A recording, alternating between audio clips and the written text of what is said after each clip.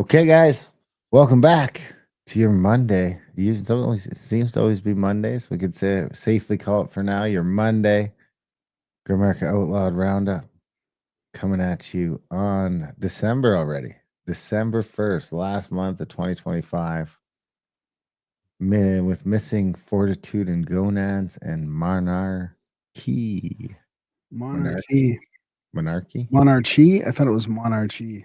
No, I'm just kidding. Did you? It sounds like an Indian tribe. That's is it an Indian tribe in Canada? It's about Project Monarch. Really? Yeah. Oh my God, you're going into Monarch? All right. It's a monarchy. I have something that's kind of similar, some psyop stuff. I did have this I wanted to start with because I'm pretty sure Tony be listening to the show. I don't know if he's watching live or not, but he'll listen. This is kind of just a warning to him, I guess. Oh, don't tell me this is gonna be that old guy getting arrested, is it? British man arrested for posting a picture holding a shotgun in the United States. No. Can you imagine? West Yorkshire police allegedly warned him about the post and told him to be careful about what he says online and how it makes people feel. I can't believe they're getting so far with this other people being offended stuff. It really is weird. I just saw this old guy getting arrested because he posted something on Facebook, and they're like, because somebody's offended by it. It's like, well, why is that my problem? Why is somebody else offended? Like, so crazy. Well, the police eventually dropped the case. It dragged on for months with multiple visits from officers. However, according to the Telegraph, Mr. Richelieu Booth has been charged with a public order offense over another social media post. So I wonder if he was duck hunting. Wonder if he was duck hunting. I mean, I posted pictures of Tony with shotgun. You think I get him in trouble? Well, no, I think it's because oh man, Sam too. Sam and Tony. It's because he was posting on his social media. It's not because he was posting it on somebody else's, right? It's gotta be socials. You don't think you get in trouble for the private chats yet? No, I don't think so. Not yet.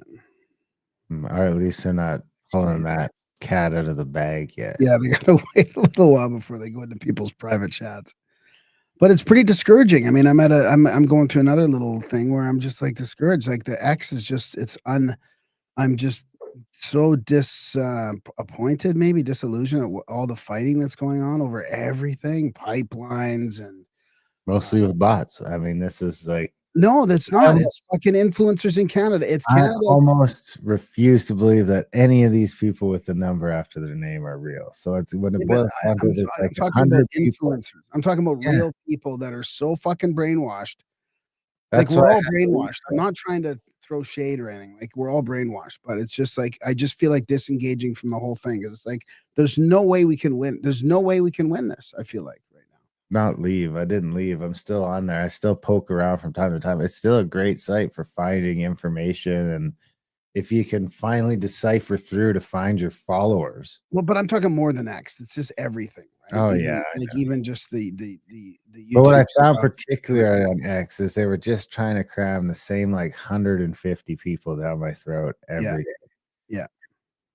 A third of which I agree with, a third of which I'm kind of sometimes agree with, and a third of which I fucking would probably absolutely despise. But they just keep cramming it down your throat. But if I go there and I switch to my people I'm following for the content that I want to get for like this show, it's super useful. But I can't.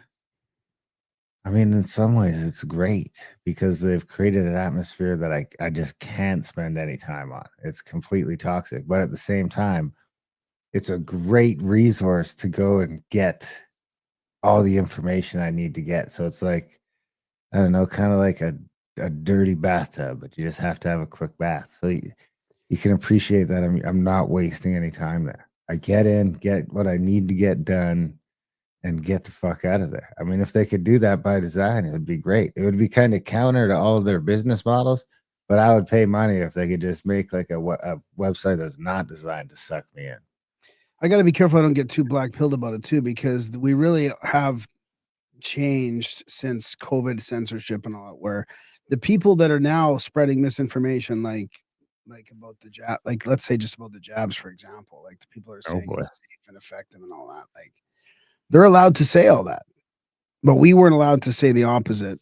So now the narrative has shifted enough where there's more people pushing back, but it's still weird to see all these people hanging on by a thread to the old narratives, whatever it is, like whether it's climate change They're or real. energy I or mean, even the trans influencers. trans and kids. I mean, there's people that are flipping out about Gretzky golfing with Trump and Daniel Smith getting, cheered at and because of people that want to leave Alberta, like or leave Canada. It's like it's just one thing after another. People are just fucking upset about.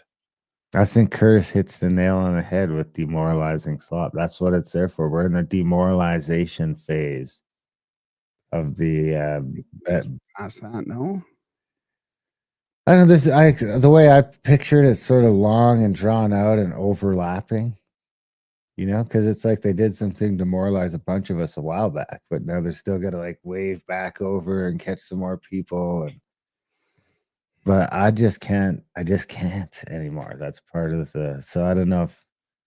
That Okay, that part for the exact reasons you're talking about. I get on there and it's like this website is just trying to make me angry. It's like it's trying to get me fired up, and I don't feel like wasting any of my time on here arguing with these fucking retards, no, and whether they're real or bots. no, and our government is against us. I mean, the government's like pushing back on the manosphere, and they're pushing back on, they're ignoring the questions about Carney. There's some good clips here about them challenging Carney on Brookfield, and uh, it's, but there's no answers. There's nobody's even, you know, giving any decent answers. So then this is my clip. This is my title. Might as well start with this. So this is back to the old days. Now check this out. Canadian heritage moments, a part of our history. So this is what I wish it was like when people use these names, like call people Nazis and racist and fascist. Really, why should that be allowed, right? I mean, I'm not saying it shouldn't be allowed. You should be able to call people whatever the fuck you want, but like when they're getting upset at all these other stupid things, yet they're called like the one side getting all offended because you say that men can't be women or something like that, and then they call you all these other names, right? So look at what happens to this dude when what he does when somebody calls him a racist. I hear the word racist from that side. Do you have the fortitude or the gonads to stand up and come across here and say that to me, you son of a bitch? Come on. Daryl.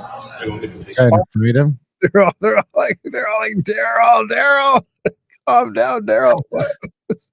That would be cool to see some fights in the House of Commons. I mean, I gotta play that again because it's like you son of a bitch. Or the gonads to stand up and come across here and say that to me, you son of a bitch. Come on. Daryl. Harder. Come on, Daryl. It sounds like they're used to Daryl going off. What? Sounds like they're used to Daryl going off. Come on, Daryl. Order. You want me to just take over? Chris. Daryl. I like Come it. on, Daryl. Stop. I like it. That's who it is there. I guess Daryl Stinson. This is early 90s. Okanagan shoe swap. Good for Daryl. Good for Daryl. What if he's still alive? Yeah. Seem a little high strung. Maybe not. Hopefully. No, it was good. It's because you know what? If you call people racist back in the 90s when when you're not racist for no reason, this is probably when it all started, right? If there was more Daryls, we wouldn't be in this spot where we're in right now. Where they can call everybody racist. Because let's face it, saying. we're all a little racist now. I mean, they made it. They did it. They forced me to regress in my racism. Anyway, moving on. Can I maybe play a clip from like where we're at today? Sure. This is where we're at today. I haven't heard this. I'll point out what is obvious to me and has yet to fully sink in for some individuals, which is that there is no pipeline project across the north. There is no route. There's no pipeline across the north. No proponent. There is no financing. Wait. Stop it. Because this guy has pretty much conceded that you know, in his province, he doesn't really own any of the land. So basically, I mean, he's not lying. we could just move on to making deals with the Indians and cut him right the fuck out of it, you know? Yeah. The Premier of Alberta would like to get rid of the oil tanker ban on the North Coast does not mean that anybody wants to build this pipeline. It would cost $40 to $50 billion. It would require navigating a consensus at the provincial and coastal First Nations level that has a different approach to growing our economy by developing our coast. And so I'll be blunt, I don't see any prospect of a pipeline unless it is fully taxpayer funded and the federal government forces it through over provincial and Indigenous objections. What? Fully taxpayer funded? Yeah. And the government just forces it through. So it's really difficult for me to shadow box with a non-existent project that has non-existent benefits because it will never be built and it's not going to happen. That's where we're operating. We're not operating in wedge politics world. We're operating in the real world here. So, I mean, the ideas of building the economy from these people is just unbelievable. This fucking net zero carbon neutrality bullshit. Is he operating in It's the real infuriating. world? What? Is he operating in the real world? I don't think they are operating in the real world. Daryl. No, man. Mark says you just launched a meme. Say Daryl whenever anyone goes off. I like it. That's what I do whenever you start going off. I'm gonna say, Daryl. Daryl, calm down, Daryl. Did you? So I don't have the clip. I probably should have had it, but I didn't think of it just till you played that. Starting next week, the premier announced her government will introduce a motion, I guess this week now, starting today, under the Alberta Sovereignty Act within a United Canada. That's the one that got passed already that everyone thought would not pass. This motion will prohibit all provincial and municipal police agencies from enforcing the federal gun confiscation program. This Sovereignty Act motion will also make it clear that these agencies will not enforce or prosecute Albertans defending their homes and families from intruders, Smith said. Here's a tip for low-life criminals out there. If you don't want to get shot, don't break into someone's house. It's really that simple. In Alberta only, really. I mean, in Alberta only. So we'll see what happens with, because the cool thing is that the police are all technically under provincial jurisdiction. She knows how to kind of keep like that pressure valve open, you know, because if she keeps doing things like this, it's going to be hard for people to push to separate if Alberta kind of gets a little bit of its own autonomy. But that is going to make it tough. That is going to make it tough. It is that is part of the problem, but you know, if we can get some sort of gun rights, then it makes it a little easier to hang out here for a little longer anyway. Yeah. Because there's still, I mean, the U.S. is still a bit of a wild card. I go back and forth. Sometimes it's like, oh, yeah, man, that's the place to be. And then I go to the East Coast and I'm like, whoa. Maybe it's a West Coast thing. Maybe it's not so much a North-South thing. The West Coast is a mess too, so it's more of a middle thing. Yeah. The flyovers. I mean, to be honest with you, I couldn't be happier in a small town. I'm glad I moved out of the city and just, you know, I just so happy that I'm in a tiny town. I like the country song. In the middle of nowhere, you know, honestly. We can make an AI country song. So this is an old one. You've probably seen it before, but I figured it'd be a fun one to do here today. This interview was decades. This is from The Real Inspired on Twitter. This interview was decades before the world learned the name Epstein. Paul Bonacci, you know who that is? No. A survivor of the top secret government mind control program Monarch was questioned under oath in 1990 by the Nebraska Attorney General during the Franklin investigation. The Franklin, was that the Finders? Was that the part of the Finders? I get mixed up whether it was the Finders or they're separate. The Franklin affair and the Finders were separate. I don't know. But that was one of the things we talked to John Brisson about. Yeah. He described a government-run grooming pipeline for children. Children turned into assets, lives engineered for blackmail and control, and elite compromised networks. This system created multiple personalities in children to use as puppets and spies. They were controlled by triggers, codes, and psychological programming.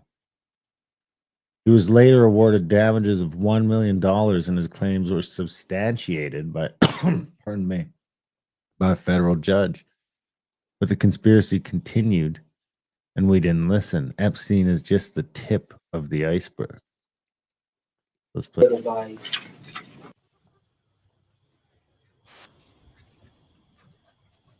I was created by a government program. Which government program? Monarch. And what is Monarch?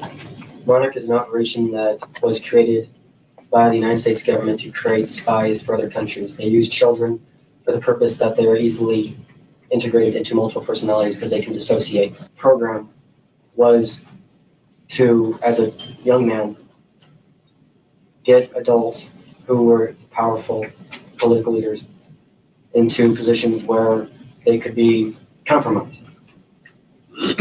That was your mission? That was the initial mission. The whole mission was for me to go into the military service and become an officer. And a few years after that, retire from the service. Not retire after 20 years, but after 6 years. And move to Germany. And then their initial plan to take over or to run the government was to put me in an ambassador spot. And then later to come back to the United States and to run for an office. And they would be the ones who controlled everything that I did. So you would be an operative, so to speak? I would be a puppet. A puppet. And you say this plan broke down in 1986, but yet you told me that you still felt that you were under the control. I am still under their control because I do not answer phones anymore because that's how they get the others to the triggers, is what I'll call them. They're not personalities. They contain no memories at all. They were put in as hypnotic suggestions and only come out when, as I said, a code is presented to them. And that happened several times in 1989, which is why Paul and Mikey's memories are so confused. At that time, they were attempting to destroy me because they were attempting to access suicidal personalities and other personalities that would get me in trouble with law enforcement. When they program the personalities, or the triggers, as I call them, they would call me up and they would use a code. I would simply switch into that trigger, go to where they told me to go, whether it would be or get on an airplane because they would already have the tickets there. They would have the tickets there under a name that only that trigger would know, and go to wherever it was. There would be somebody waiting for them in that city and take them to wherever it was that they were supposed to go, bring them back to the airport, put them on the plane. They would come back home. And kind of, it really makes me think of some of these like knucklehead politicians that just keep saying the same thing over and over again. Right. Just like, boop, boop, just reset the code. And they're just like, oh, yeah. Blah, blah, blah. And they don't even answer questions. They just say the same thing over and over. And it does not compute, man. It literally does not fucking compute. Well, let me follow up with that because that's part of MK Ultra kind of thing, right? Well, here's one where I had this for a segment here. We Are Everywhere. That was going to be my title, actually. Have you seen this? The Fort Bragg Psychological Warfare Group posts this video. No. So this is the PSYOP group, right? I'm going to read that after, but let's play this video here. Words are weapons. Telling the truth is the only way to which influence people. This is psychological warfare. This is from Owen Gregorian. Fort Bragg Psychological Warfare Group post chilling video. We are everywhere. So this is, I'm going to kind of describe it because it might not be good for audio, but it's showing a video camera. Wow.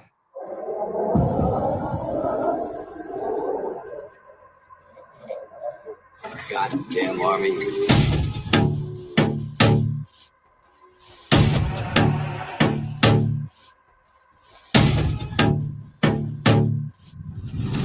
So they're just showing weird videos of the armies. That ghost patch You was think weird. that music is public domain? I don't know. I mean, it's from the army. You're paid. The Americans paid for it from their tax dollars, right? So shouldn't it be? I don't know. Could be good for a promo video. Oh, okay. Let's see. They're showing the assembly of inflatable tanks and stuff too, and this is a big sonic weapon on a tank. I don't want to be in the inflatable tank. There's that ghost again. I swear I've seen that on those patches that we used to look at, those psychological patches. There's another force applied in combat that we generally don't think of as a weapon of war. That weapon is words. Words are weapons. Anything we touch is a weapon. Telling the truth is the only way in which to influence people. This is psychological warfare.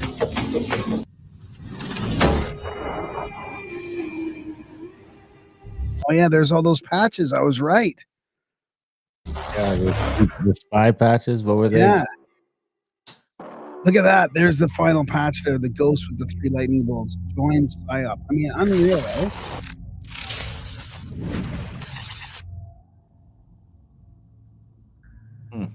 Go Army. Go Army SOF. SOF. It's crazy, eh? So this is Spy this, Force. what? Spy Force. I guess, yeah. So this was this lady that was, have you seen this lady getting accused of being the pipe bomb suspect from January 6th? Fort Bragg is investigating a psychological operations officer who led a group of people from North Carolina to the rally in D.C. Commanders are reviewing Captain Emily Rainey. Rainey says she acted within military regulations and that no one in her group broke the law. The 30-year-old is assigned to the 4th Psychological Operations Group at Fort Bragg, but has already resigned her commission. Rainey says her group attended the rally but did not enter the Capitol. Whoops. When social media, like, I don't know how they're gonna protect themselves from all this, but basically I'm gonna just read this quickly. Using the power of the mind to persuade opinion and discourse, it frequently releases a curious recruitment video. The video informs us that words are weapons. This is psychological warfare. And it added, we are everywhere. There are surprises and subliminal messaging that include references to conspiracy theories, the ghost army that deceived the Nazi generals in World War II, and the popular Pepe the Frog meme, popular with right-wing groups that show up in a clown suit. And at one point, the phrase, anything we touch is a weapon, flashes and fades. We have also included articles about past controversies coming out of Fort Bragg that include Emily Rainey, Army psychological officer who allegedly bussed people more than 300 miles away to attend the Trump rally on January 6th. 2021, the rash of deaths from 2020 to 2021 and drug trafficking at Fort Bragg, and the murder of 4 military wives at the base over a period of 6 weeks in 2002. So it sounds like Monarch is just alive and well, or in different manifestations nowadays. Well, maybe this is a manifestation. Then I got your buddy here saying that this disclosure move everyone's talking about is operative. The main thing that people need to understand is it's been done by people who are operatives for the cabal that have been keeping the secret for 80 years. To quote a senior CIA officer who's now must be around 80 years old, who I've known since the 90s, the folks who've made this are, as he calls it, the rat pack that have been deceiving the U.S. government, the public, and the media for decades, quote unquote.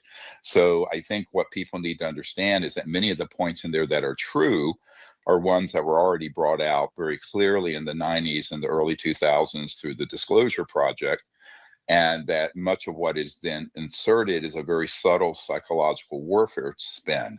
So to understand this, the best disinformation is a combination of fact, and then there's and then they fold into those facts that are true false narratives and false spin. And that we knew was going to happen in the late 90s. I wrote a paper called When Disclosure Serves Secrecy, meaning when a disclosure process is overtaken and is hijacked by folks who have really are serving the interests of this covert group. Now, specifically in the film, it mentions, that over and over that, yes, there's been a reverse engineering program for 80 years dealing with the retrieved non-human craft, but that somehow nothing in the skies we're looking at are the result or the fruits of that labor, that it's all alien, including the Tic Tac, which we have established was a Lockheed Skunk Works device, which, by the way, for those of you... Have we established that, Graham? Not us. I was just checking. What about the UFO community? I think it's probably pretty divided on that. I would say I don't really follow the whole community very much. It's hard to keep. You can't keep track nowadays unless you're doing it for your job. Which you are the community, and it is your job. Yeah. Do you want to hear more or less? Keep going a bit, I guess. Who want to see it? We have a. He doesn't cry. Now he's going to try and sell his book. That's okay. So I just started finding that he just comes on and these guys suck. Everything they got, we did it first. It's a psyop. Buy my book. A book out that's come out recently. This book that's an illustrated history of disclosure that I did with Michael Schratt, and it clearly illustrates the cases that are non-human ET craft, EVs, extraterrestrial vehicles, and the ones that are man-made. And we have a one in here that's from the 1960s from Pennsylvania of exactly looking like the Tic Tac that was seen. That is a known man-made object. We have two whistleblowers, separate, who don't know each other, who saw that object being utilized, one in a top secret operation in Syria some years ago, not that many years ago, and another one in the early 90s being offloaded from a C-130 transport for use in the Gulf region back in the first Gulf War. So I think this is a big problem where deliberately the people who are putting out this film, I don't think the director, to be honest with you, Dan Farah, who I met with for many hours some years ago, I would say was not very astute. And I think he's being used by people who he thinks would know what they're talking about. What does astute mean? Smart. So he's basically calling. He's just saying he's kind of unaware or dumb or something. Yeah. I mean, it's interesting. He's talking about the Age of Disclosure documentary that's been going around. In the meantime, this is from lawyer Lisa. Canadian government sets up alien sightings report structure for patsies to report aliens under Project Sky Canada. Have you heard about this? Project Sky? And the Office of the Chief Science Advisor. The government has launched the Sky Canada project under the Office of the Chief Science Advisor to standardize, collect, and investigate reports of UAPs. A new report from the project recommends creating a dedicated federal agency to handle. Wow, a little late to the game. A federal agency. Let's create a new agency to handle these reports, which are currently scattered across different departments like the DND. Current status and future plans. Current handling. UAP reports are handled by various departments based on their mandates, with the DND Transport Canada investigating only when there's a direct security or safety concern. Sky Canada project. This project launched in 2022 is designed to review current reporting methods, improve data collection, and provide recommendations. And then recommendation for a new agency. The project's report suggests creating a dedicated government office. Improve data collection and transparency. I don't know. Office. Oh, it could be potentially under the Canadian Space Agency. You should apply for that job. You could be Fox Mulder. There is some evidence that there's something really unusual going on in the skies. We just don't have enough information. This sounds to me like the timing was around when those balloons flew over and we had to try and shoot them down or let them go through our airspace to the States. Do you remember those Chinese balloons and stuff? I feel like that was from that time. How about this? Maybe I haven't heard this one yet. From Truth Polex. New UFO disclosure whistleblower Ray. Have you heard of whistleblower Ray? Yeah. Rhea, I think. Rhea? Is it Rhea? Rhea? Which is like the name of one of the gods, right? It's interesting that she's chosen that name. All right. So here, this says grab a coffee. You can That's really long, though, that one. Yeah, I'm gonna skip the beginning of it here. You can call me Rhea, not my real name, obviously, but it will do.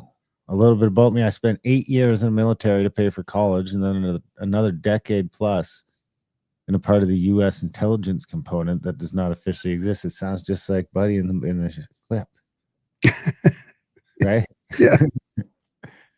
On paper, I worked for a boring sounding office in a department most people have never heard of. In reality, it was a compartment inside a compartment where the odd stuff of a certain nature got routed. The basic story is this: Earth was noticed roughly 2 billion years ago, long before anything walked around on land. Not because we're special, but because we tripped a sensor, or rather, life tripped their sensors. You see, the council is not a single species. It is a collective of several advanced interstellar, maybe even interdimensional civilizations. That long-term surveys of stars and planets the way we run spy satellites. They run long-term surveys. Huge distributed arrays of instruments working together, watching thousands of star systems at once for millions of years at a time. Their gear probably makes the James Webb telescope looks like a kid's backyard telescope. About 2 billion years ago, those instruments picked up biosignatures here, chemical footprints in the atmosphere that meant something was alive here. Atmospheric composition like free oxygen and methane, spectral fingerprints, chemical disequilibria that scream there's metabolism happening down there. Why include all this? I mean, this is well, because this is the background. This is the whole background of how humanity. This is our origin. This is our whole Genesis story, That's right? fine, this is all conjecture. This is all. I know. I'm just telling you. They're going right to the details. No. They're skipping. They're putting in a bunch of conjecture before the details, in my opinion. The basics. At that point, Earth went into a database as interesting. Revisit later. Wow. Well, it's a filing cabinet. Standard procedure for them when a world looks promising is pretty boring from their point of view. They send automated probes, not big crude ships. Like you see, the weird part started when I was detailed to a small interagency working group at what was called Anomalous Aerospace and Undersea Systems. Translation: things detected and showing up on sensors that did not match any known platform, did not behave like clutter, and did not go away when you changed radar modes or swapped optical systems. I was there because I understood both sides of the equation: the physics of the sensors and the intelligence context. You get taught very quickly to treat anything unexplained as a glitch, a calibration issue, operator error, software artifacts, anything that keeps your world tidy. You get used to it sounds like the beginning of a sci-fi novel. It's like a Dick Tracy flick. You get used to hearing weird glitch as a catch-all. I mean, that is true, the glitch thing. Except after a while, you notice some of those glitches kept showing up across different systems, different countries, decades apart. Same behaviors, same basic locations, same signature that never quite fits. At some point, you either admit there's a real pattern or you drive yourself crazy trying not to see it. If you're useful and you start asking the wrong questions for long enough, someone eventually pulls you aside, takes you to a skiff, takes your phone, has you sign your life away, and shows you the next layer of the onion in the skiff. The onion goes so deep, I doubt even after years of briefings I've been exposed to anything below a few layers. Even still, most of this is purposely kept off NIPR, and JWICS is done in person. Standard procedure for them, they must have been mixed up in there somehow. Standard procedure for them when the world looks promising is pretty boring from their point of view. They send automated probes, not big crude ships like you see in sci-fi movies. Just small, tough, very smart machines. Those probes come in, mostly target the oceans, and set up self-replicating facilities on the seafloor. Those facilities use local materials to build more facilities, more probes, craft that can operate underwater, in the air, in near space, and eventually avatars that can interact with whatever life evolves. These biological, or rather biomechanical avatars or what some people who claim to have been abducted have likely experienced. Though they do have what we would call ASI. These beings are not gods. They are technology and they aren't perfect. They make mistakes, glitch out, etc. The reason they base all of that underwater for simple reason. The bottom of the ocean does not care about ice ages, political empires, climate swings, or wars. Temperature and pressures change slowly over what long periods of time. It is fairly stable environment, blah blah blah. Anyway, what do you think? Yeah, it's interesting. Doesn't it seem crazy that you could just post some crap on the internet now and say you're? I mean, I should. Well, Be, aren't you going to read the end of that? I mean, you should probably like. It gets. Just see what the ending's like. all right. Because it was pretty long. I know you don't want to go through the whole thing, but Speaking of there's only a paragraph left. Speaking of time, we Earth humans tend to think in terms of nothing longer than the current human lifespan. And when pondering non-human intelligence, we like to think in terms of deep space, distance, and light years, but we seldom consider the lifespan concept of time for a post-biological species could be quite different than outs. Only our most astute only our most astute thinkers in the realms of geology, paleontology, I think that's spelt wrong, and cosmology think in terms of millions or billions of years. Geologic, I mean, for the whiz kid that got promoted through all the levels. I'm just saying, there's a lot of typos. Geological epochs, cosmological history, that is child's play to the council, for the council, which has a different concept of time, more concerned with deep time, millions of years at a stretch. As such, their infrastructure is designed for that. Yeah, I like that. That makes sense. I had a feeling you'd like that. Yeah. I think I thought I had that for the show, but I can't find it now. So anyways, let's play these. Speaking of like deep time and all this stuff. I mean, have we seen? Guess how long it took between the this massive eruption? Did you see this in Ethiopia? The Russian one and the Ethiopia one.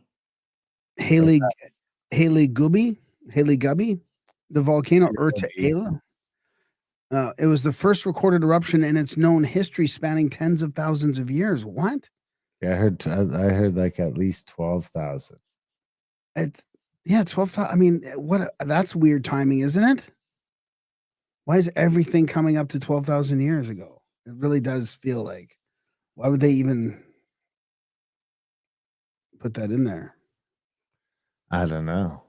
Here we go. Listen to the. Have you seen this video of it? I thought it was fake. I mean, maybe it is fake.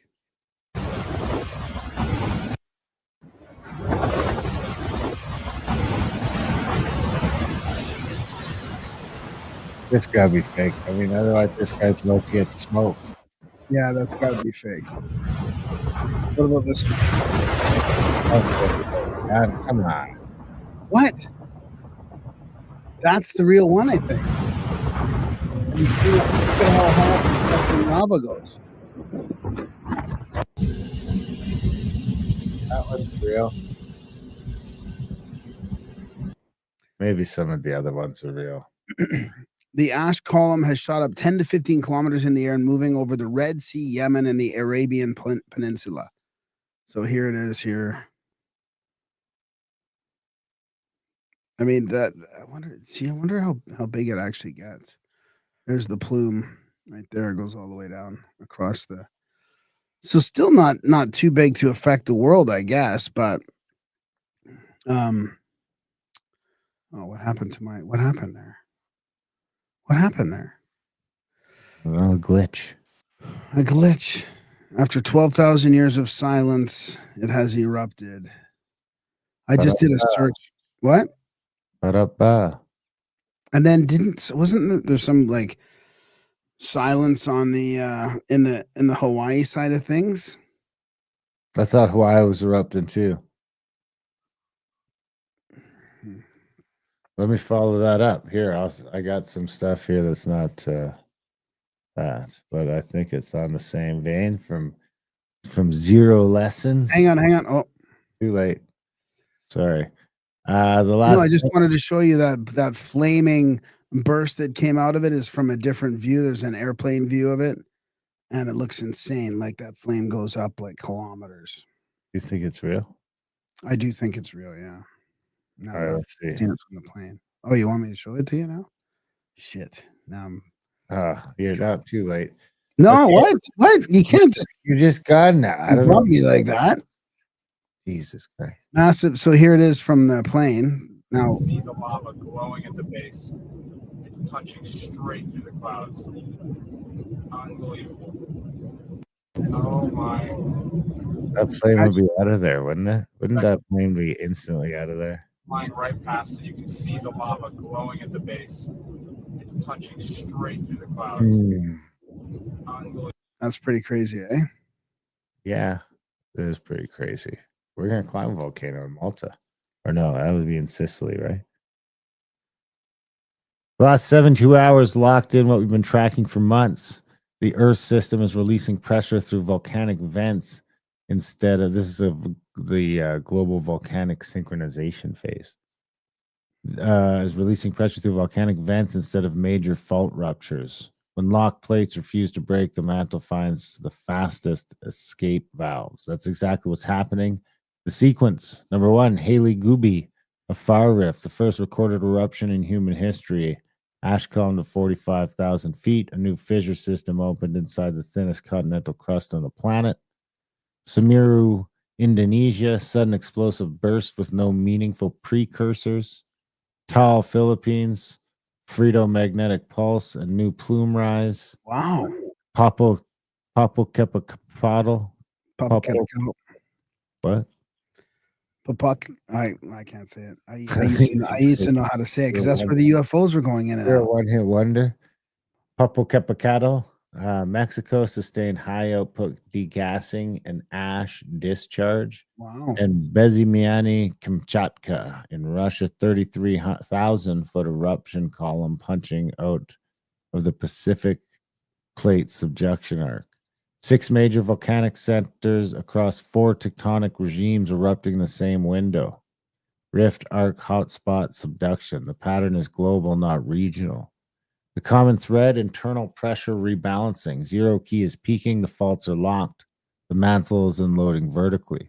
The fire eruption was a real marker. A dormant shield in a triple junction rift does not blow a 45,000 foot column unless deeper structures have begun opening. That's a tectonic pressure valve, not random activity. The magnetic and seismic data match the pattern. Elevated noise, minor swarming, no large ruptures, and a multi-day scalar drift signature showing internal torque redistribution. This is what the system looks like when something big wants to break, but the crust hasn't failed yet. Right now, the planet is venting through every weak point it can find. That's why we're seeing eruptions across the Ring of Fire, the East African Rift, and the Mediterranean arc simultaneously. This is not over. The next window runs through early December. The release mode will either stay volcanic or transition to tectonic. Either way, the system is moving. Steam is moving, I think. No? Steam is moving or system? The system is moving. The system is moving. Yeah, that's pretty interesting. Holy. So I wonder if that's got anything to do with the solar flares and stuff that's happening too, because there's been all that media coverage, new media coverage over the CMEs and stuff. There's more coming apparently. There's some huge sunspots that are. Well, if you heard about let's touch on this quick. This is just short from Open-Minded Approach. The Great Flood. Come on, get the fuck out of here. Ugh. The Great Flood during the Xia dynasty describes a catastrophic decades-long deluge and giant waves that covered mountains and wiped out entire regions. The official narrative places the Z dynasty around 2200 to 2000 BC, right at the time of the 4.2 kiloyear event and the collapse of the ancient Egyptian, Akkadian, and Indus Valley civilization. So did you know there was also a 4.2 kiloyear event? During the 4.2 kiloyear event, there was abrupt climate change, a grand solar minimum, and a collapse of major ocean currents. It is also possible that this is that this flood is connected to the 5.9 kiloyear event. The Solovki geomagnetic excursion was supporting evidence found in the Chinese sediments and the desertification of the Sahara. The same event coming soon. The same. So which one? Yeah. It's a double whammy, bro. Everything's just going to be a double whammy. Ba-da-ba. You got to come back to Alberta, buddy. So and then there's this happening at the same time, which maybe it's got something to do with it. Who knows? So this is Steph Kent, the covertress. Again, she says 33 experienced remote viewers were front loaded on Target 3i Atlas. So this is just last month in November. Despite the front loading pollution, the convergence was stunning. Here's what they collectively saw. You ready, Darren? Balls. A fast moving, high velocity object racing through deep space. Exterior, dark, jagged, rocky, icy crust. Looks 100% like a natural comet asteroid. Interior, completely hollow, metallic, smooth, warm, hot, glowing, highly organized. Cold, freezing shell outside. Humid, molten, electrically buzzing inside. Dominant colors, silver, metallic, black, blue plasma, some golden light inside. Constant humming, buzzing, symphonic tones. Feels like it's broadcasting signals. Rotating, spinning, purposeful trajectory, not random drift. Emitting plasma / energy fields, sniffing or collecting data as it goes. Strong sense of aliveness, but not biological like us. AI like plasma intelligence, hive mind, golem, or primitive biomechanical consciousness. Function monitoring, recording, possibly seeding, panspermia style. Vector spraying. Consensus, it's deliberately disguised as a natural celestial body, a technological or conscious artifact hiding in plain sight inside a rocky shell. Whatever 3i Atlas actually is, it doesn't seem inert and it doesn't seem natural. There you go. So would that make it God if it's spitting out life? Sure. A God. God. Low. The God or a God? God. Well, our God. Oh, Finbear says, have you been following alchemical science? Looks like the ball lightning generator is going global soon. Yeah, I haven't. I've been following a little bit. I'm thinking about having him back on the show. I'm a man overboard. Comes to. But yeah, it looks like it's still working, still going. Oh, you want to hear another guy debunk it? No, we don't need to do this one. We don't need to do this one. Let's do this one instead. The fall of Atlantis. I mean, this is pretty old, I think. I can stop this whenever. Continent beyond the pillars. Our planet is in crisis. And some say all this has happened before, a long, long time ago, to that mysterious, fabled land, the lost continent of Atlantis. In the 4th century BC, Plato, in his dialogues, vividly described an island continent beyond the Pillars of Hercules called Atlantis. Ancient Mesopotamian tablets refer to a land destroyed by the Great Flood. The Book of Genesis, the Koran, Mayan legends, the Epic of Gilgamesh, all speak. You think it's AI?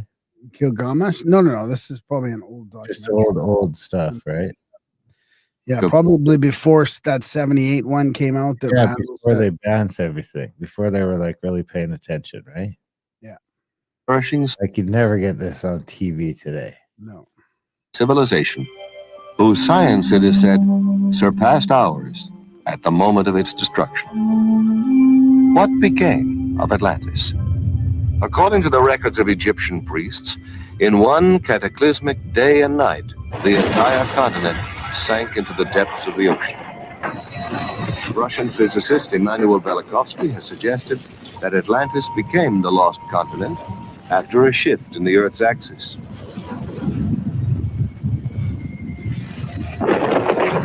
Famous psychic Edgar Cayce believed that by misusing the powers of the mind and interrupting the evolution of the planet, Atlantis became the victim of its own perverted super science. And the people of Atlantis, what happened to them? Were they all destroyed? Or did some survive the Holocaust and migrate by sea and air to other lands? Did some Atlanteans retreat into the ocean and establish a magnificent undersea kingdom that still flourishes there today?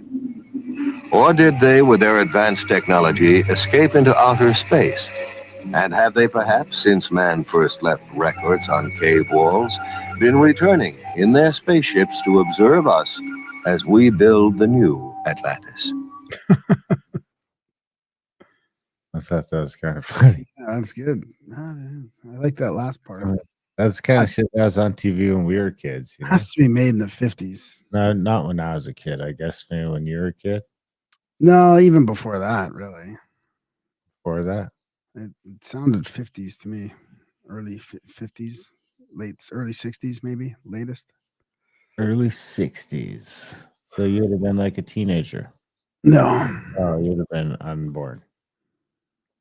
Unborn. All right. So should we move on to the second? Well, yeah, sure. But let's just finish it off with this. I wanted to ask you about this. Do you know anything about this? I didn't know that these Great Lakes were so crazy. The way these top wave heights tonight, 29, 39 feet, 24 feet, 22 feet. My home state of Michigan is experiencing record-breaking waves in every single lake at the same time. I'm sure that it's totally normal for an inland lake to have 39-foot waves when the average wave height is 1 to 3 feet. And then there's readers are commenting on this. What is it called when you do this, reader? What is it called when you note? Community note. I mean, they did sink the Edmund Fitzgerald up there. The average wave height would only be applicable in normal conditions, not the storm conditions. So, anyways, I don't know. I found that pretty interesting. I didn't realize they're that wavy. I think they were about 40 feet or 50 feet when the Edmund Fitzgerald sunk. Waves on the Great Lakes? Wow. Yeah. Ask your robot. Ask Rock. No. I believe you. Well, you shouldn't. But I guess I was wondering if it was something to do with all the volcanic stuff that's going on, like all that, the stuff that you just pulled up and then the lakes happening at the same time, maybe. I do get crazy windy over there. I would say it's not. Yeah, they're more like seas. They're not lakes. They're more like seas. They're more like inland seas, but they're fresh water. Should we move on to second half of show? Yeah, let's do it. Yeah. So, I mean, if people want to get that second half of show, they should head over to AmericaOutlawed.ca. Sign up for Plus. Only $6 a month. You get all the second halves of the roundups, and you get the second halves of all the interviews. You get all that bonus content, and you get to give yourself a pat on the back for keeping the show going. So that's kind of cool too, don't you think? So head over today for AmericaOutlawed.ca. Sign up. Be cool. Check it out. At the very least, give us a like and a subscribe or whatever else, wherever you're watching. You want to start us off in the second half, Greg? Yeah, I'm going to get into some vaccine controversy stuff and also got some wiretap media from